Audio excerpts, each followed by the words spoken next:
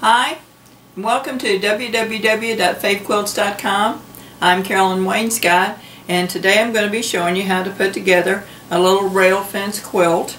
It's called rail fence because you can see the rails marching down the quilt, and I've chosen to do it in ginghams. And so let's get started. For this rail fence we are using 5 different fabrics, and we'll be cutting them into 1.5 inch sections off of each fabric.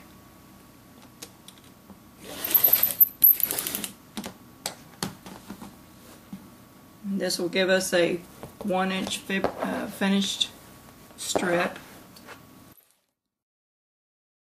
I've been wanting to make a all gingham quilt for some time, and this just happened to be the one I chose to do.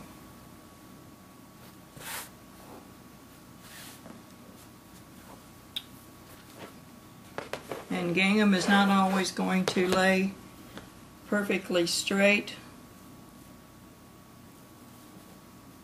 so don't go by the weave of the fabric. For this quilt you will need 3 strip sets, and that will give us our 20 blocks that we need. You just strip 2 by 2 by 2, and I have my little piece of fabric here to start it off so that the threads don't get tangled up. I'm using the 1/4 inch piecing foot.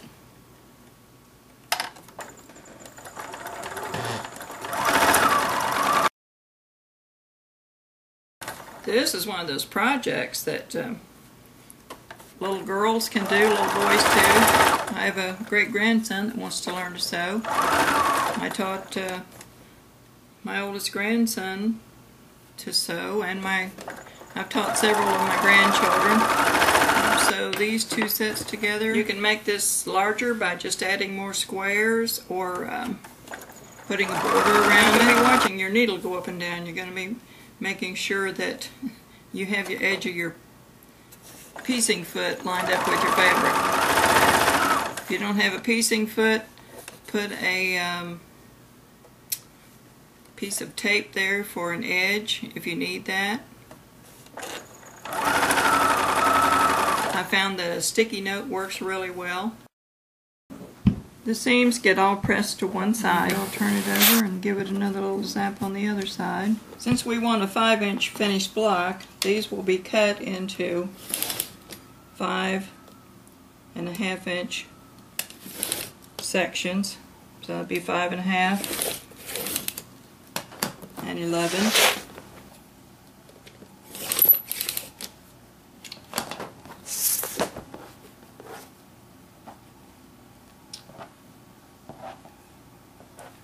Now we're ready to set the quilt together, after we make sure that we have the blocks in the right order. Now we can place these up here and see how they look. Make sure we get the blocks in the right order before we start sewing them together. Ask me how many times I've gotten them in the wrong order. And kind of step back and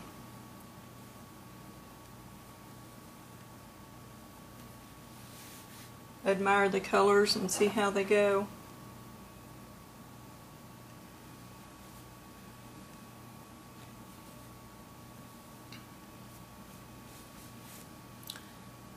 I like my large design wall.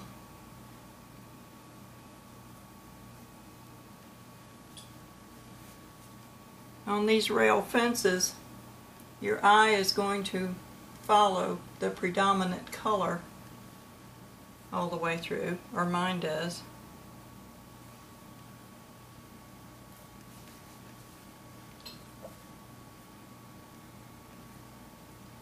So now that this is fixed right, it's time to sew, and I can just pick them off of the design board and sew them in order.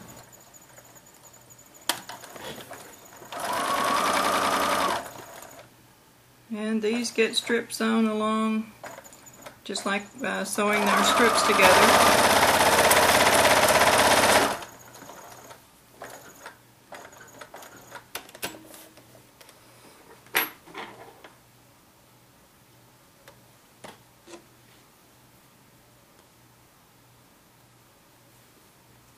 the 4 strips are sewn together. They're going to get a little press and press the seams before those are sewn together.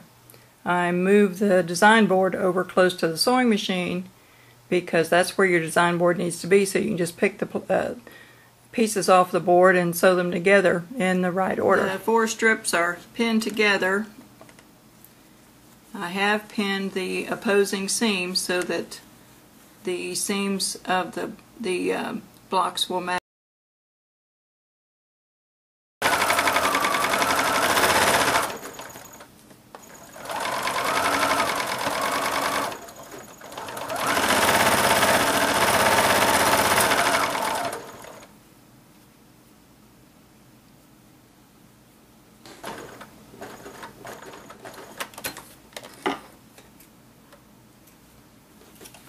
So, one more light press and the little quilt top's done. So there's a little gingham checked quilt top done and ready to put the little rail fence quilt is completed, and I finished it off with continuous prairie points, which I'll be showing you how to do in a future video.